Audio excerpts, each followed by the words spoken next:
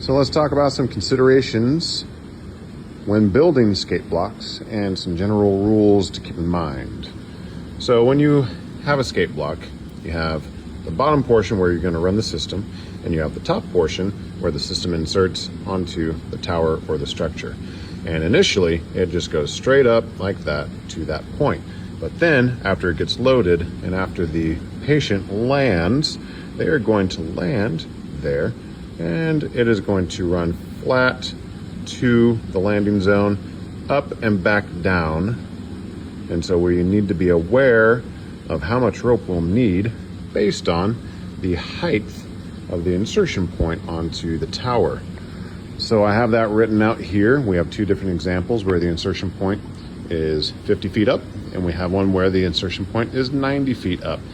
And we're going to talk about some general rules of thumb. So as a general rule of thumb, for ease of calculation and providing a safe buffer, 2.5 times your pitch height, or where your rope system connects onto the tower.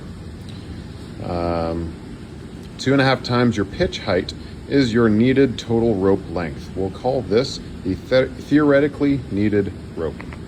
So for the 50-foot portion, basically that landing zone is always going to be 1/3 of the distance as the pitch height. So this pitch height is 50 feet. So the landing zone is going to be 1/3 of that, so 16.5 feet away from the plumb point of that pitch height.